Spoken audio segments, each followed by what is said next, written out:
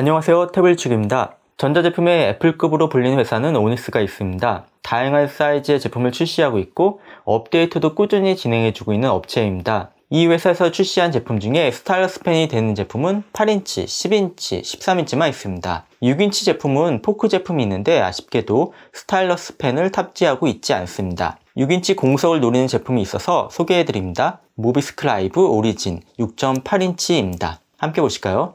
언박싱.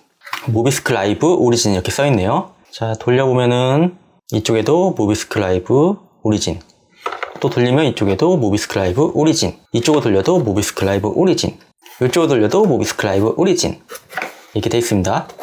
뒤쪽도 모비스클라이브 오리진으로 되어 있네요. 이건 6.8인치에 1440 곱하기 1080p 디스플레이고요. 백라이트 지원한다고 되어 있고 스토리지는 59000 디지털 노트 또는 2600 이북 저장할 수 있다, 뭐 이렇게 되어 있는 것 같아요. 그리고 스타일러스 펜을 지원하고 있고 배터리는 1위크까지 사용할 수 있고 그 다음에 USB-C 타입이다 라고 되어 있어요. 자, 개봉을 해보겠습니다. 이렇게 개봉을 해보면은 본체를 먼저 열고 안쪽을 보면은 이렇게 설명서가 있습니다. 설명서는 당연히 한글이 없어요. 뒤쪽도 설명서가 있고요. S펜과 똑같은 와콤 EML 방식의 펜을 동봉해주고 있습니다. 뒤쪽은 이렇게 지우개 버튼이 있고요. 앞쪽은 스타일러스 펜이 이렇게 꽂혀 있습니다. EML 방식의 장점은 별도로 충전을 하지 않아도 되고요. 필기감이 상당히 좋습니다.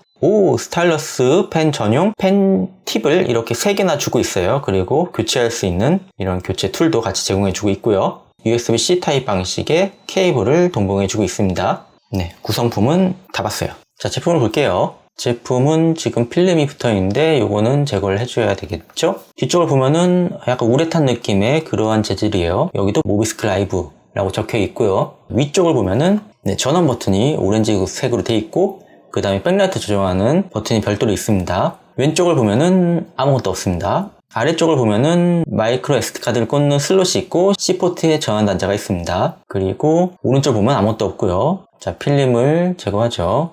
Enjoy Your Light. 테두리의 필름을 제거해줬습니다. 네, 이건 약간 단차가 있어요. 이렇게 단차가 있어서 지금 여기 이물질이 약간 껴있는 것처럼 보이는데 이렇게 단차가 있는 제품들은 대신 가독성이 더 좋아요. 전원을 켜보겠습니다. 전원은 초록색 버튼으로 불이 들어오네요. 먼저 한글부터 세팅할게요. 와이파이를 잡아주고요. 그 다음에 언어를 바꿔줘요. 네, 여기서 선택해갖고 언어를 바꿔줄 거예요. 잉글리시가 있네요.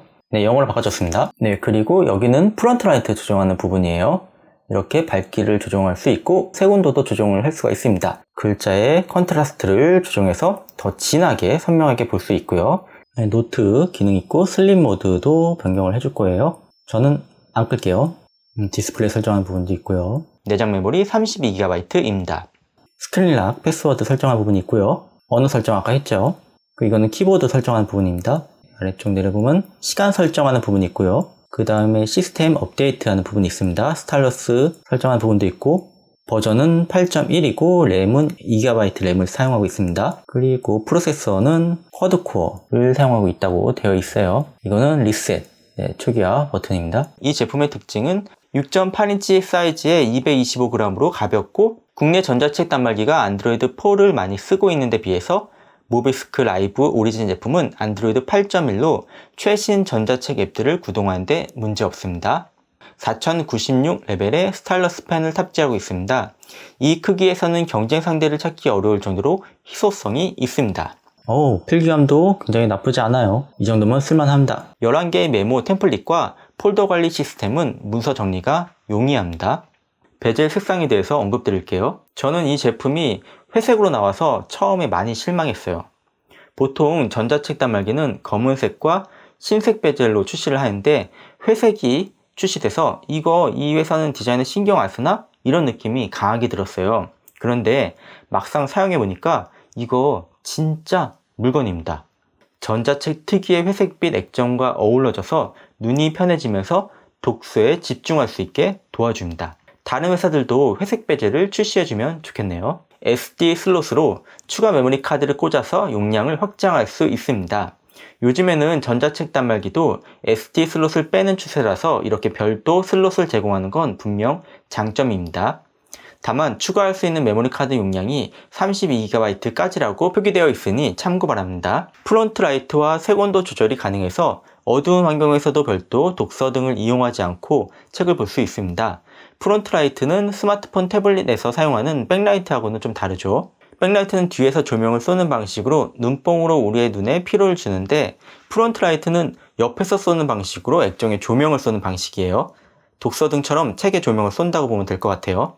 단점은 가격은 30만원으로 결코 저렴하지 않습니다. 그리고 DPI에 문제가 좀 있는데, 리디북스 페이퍼 프로나 소니의 DPT-CP1을 루팅해 본 적이 있는데 공감하시겠지만, 루팅하면 DPI 차이로 글자가 깨알같이 보이는 현상이 있잖아요.